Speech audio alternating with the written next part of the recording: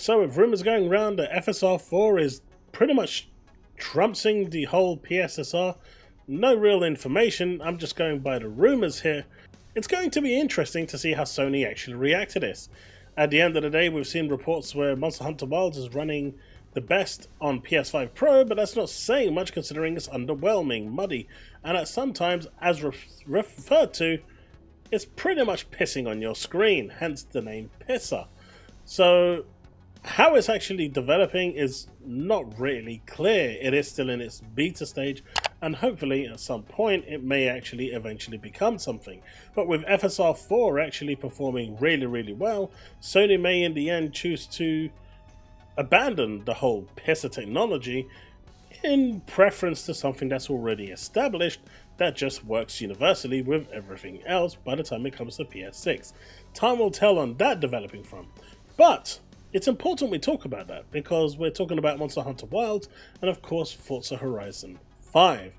But you know what? Let's have the drop and get into it.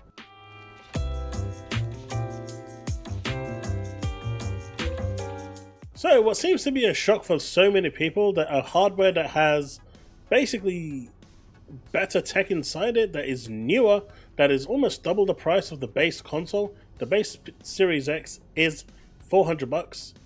The PS5 Pro with a drive is $800, so that's technically double the price, right? Is running the game better? It's almost like, hey, the 4080 graphics card is going to run the game better than the Xbox. Pretty much going to guarantee run it better than the PS5 Pro as well. It's a common thing. If you have better tech, it's going to run the games better. But of course, this one is a little bit weirder with Forza Horizon 5 finally coming out on the PS5 April the 29th with early access for what I'm seeing, $100 on the PS5. If you want to get it 5 days early, you get DLC and freebies thrown in, of course, but $100 is still a lot of money. 5 days early access if you're interested. The benefits of the PS5 Pro enhancement is that you get increased graphical fidelity in 60 FPS mode, and of course it adds ray traced car reflections to races and free roam in quality mode. So in quality mode you get it everywhere. In normal you get it on just the races, not just anywhere else with the performance mode. So it's a slight bump, and it is basically, for a console, the best place to play, which it still sounds weird to say, but times are changing, and Microsoft is gung-ho in what it wants to do. But hey, I'm playing it on Game Pass, so I don't care. I get to play it on my PC and on my Xbox, so I get the best of both worlds. And of course, the next one we want to talk about is Monster Hunter Wilds, as people have already migrated to New Zealand to get that early access with the time zone to play it right now. Twitch is pretty much everyone is playing Monster Hunter Wilds. So if you're interested, that is how you do it. But again, the Series X and the PS5 are pretty much neck and neck when it comes to performance. The PS5 Pro is going to be, if you do have it, the one that provides you potentially with the best version, but it's also muddier because it's upscaling from 1080p to 4K with ray tracing, even in performance mode, and that doesn't look great. So the PSSR doesn't really handle upscaling from 1080p very well, and it is still learning. So to say that it's the best version is debatable. It does have its pros, but at the same time, play where you find most enjoyment. But it is releasing tomorrow, or by the time you see this, today. It'll be readily available for you to play. Monster Hunter Wilds is an awesome game. Now we do have this one over here by 505 Games called Blades of Fire. It's a trailer announcement. Now this one is going to be on all platforms, PlayStation, Xbox and PC, and it's a weird looking game in the sense that it kind of feels like it's taken concepts from all over the place and put it into one.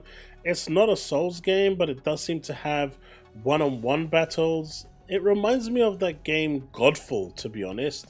That's the game earlier in my stream that I wanted to talk about, and I couldn't quite think of it, but it reminds me of Godfall.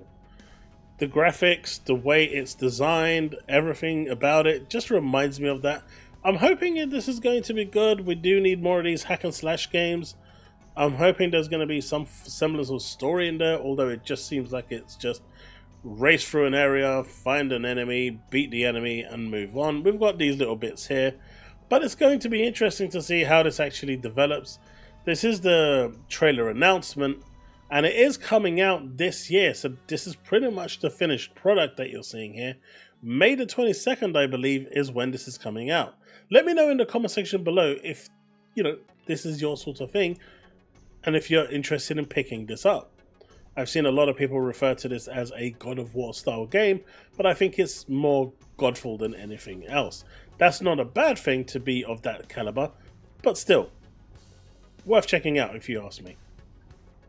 Pokemon has decided that it's going to have its Pokemon Day, and they clearly came out guns blazing about printing money, and there was a lot of stuff, including the concierge anime and whatnot, and all of that was designed to print money. Literally print money, nothing else. But Pokemon Legends ZA was pretty interesting to see.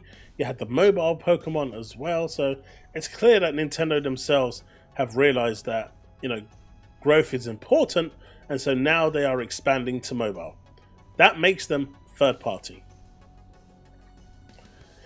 This one over here is the one that caught my eye because this actually made me laugh a lot for all the wrong reasons. So, in the Western world, you get Dragon Age the Veilguard. But in Saudi Arabia, they have completely and utterly, I am assuming, banned that game. And they are getting a different collection of games. This pretty much tells you the problem, right? Middle East gets Warhammer Realms of Ruin instead of Dragon Age. It's crazy to think that this is actually happening. We've seen it. We saw Spider-Man do this as well. But it seems like Sony's whole thing about caring about the LGBTQ and all of this stuff, it only goes as far as it's earning money. And this is what I've always said, these corporations, no matter who it is, Microsoft, Sony, anyone, the moment it actually starts costing them money, they kick it out of the bin. But this is funny nonetheless. So, this one's interesting as well. I mean, this is a lot of PlayStation news, I know. But the PSVR 2 has got a new price. Sony is finally reducing the price from 500 and something down to $399 in hopes that someone will actually buy it. They've realized that no one is buying this, they're not supporting it themselves, but they still hope that someone out there is going to be gullible enough to go and spend all that money and actually buy this thing. And in hopes of doing that, they've reduced it down to $400. So if you're interested, now's the time. Just remember that if you do break your controllers, you can't buy them separately. If they die for whatever reason, you can't buy them separately. You're basically getting a brick. I guess the only good thing about it is that if you spend an extra $50 to $60, you can get an adapter to use it on your PC if you have it. I mean, that's pretty much the primary use of it, I'd say. Half-Life Alyx is awesome. Terminator 2D No Fate is coming to PS5, PS4, Nintendo Switch, Xbox, and PC on September the 5th. The synopsis reads, Sarah, John, and the T-800 take on the Skynet and T-1000 in this officially licensed 2D side-scroller complete with classic arcade gameplay and stunning pixel art. Your physical pre-orders are live now for those of you that are physical lovers. This is actually pretty cool, right? It is pixel art, but it still looks damn cool. So for those of you that are a massive fan of these sorts of games, especially the Terminator franchise, I mean, this is great. You got Sarah Connor there. You're going to have John Connor, I'm assuming. There's Arnie and all his greatness. This is from T2. Classic scene. So they've been quite true and, actually it's really, really true to the actual movie. So this is really cool. This is awesome. This is where he actually steals their clothes and then takes the bike as well. This is the police station scene. So yeah, they've really recreated this really, really beautifully, and it looks great. So if you're interested in this, definitely check it out. I think this is going to be one that I definitely do pick up. This actually looks really good. Iconic to the T. Okay, a first for Xbox getting the Atelier games, and it looks like Atelier Yumia is coming to Xbox, I think, in March. This game is a bit deeper than the Atelier Riser games. It is encompassing more of the actual story elements and more character development, and it's supposed to be, you know, from what I've read and listened to, a lot better. This for me is a day one purchase. I am really looking forward to this. I'm hoping this sells well on Xbox so they can actually bring the Riser games over to the Xbox platform as well, because I think they would do really, really well as well. So if you are interested in this game, don't wait for it to go onto Game Pass. If you want the rest of the Atelier games, go pick it up. It's a good game and it deserves your time. Edge of Memories is another RPG at a time when we don't really have that many RPGs coming to Xbox. This one is going to be on the Xbox platform. It is coming fall 2025 from the creators of Edge of Eternity. So if you've played that, I believe that might still be on Game Pass. So there's a good chance that this could very well appear on Game Pass as well.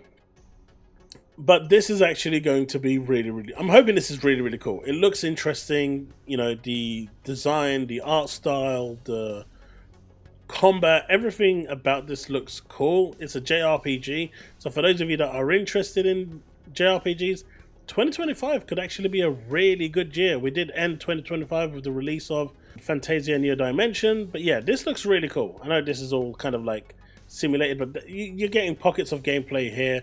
The enemies look really cool, and I think that this has a really good chance of actually being really, really good. I just hope the story can carry it, because obviously the gameplay can only take you so much. It does look like it's free combat, but yeah, if you're interested in this, keep an eye out for it. Edge of Memories. And folks, that's it. That's the video. I hope you've enjoyed it. I hope there was something in there for you. And if you did find this video useful, informative, or simply just enjoyed the content and you want to support what I do, hit that like button, subscribe, hit that bell to stay up to date with all content I release. Absolutely free. It doesn't cost you anything, but it does really help the channel. If you want to support me further, you can do that through the super thanks just underneath the video, or you can become a YouTube member and support the channel further that way. Remember, YouTube members can get content like this earlier than anyone else. So if you do want the content as soon as possible, that is the way to go. Right, thanks so much for watching. Let me know in the comment section below what you thought of the news today, and I will see you in the next one. As always, remain legend.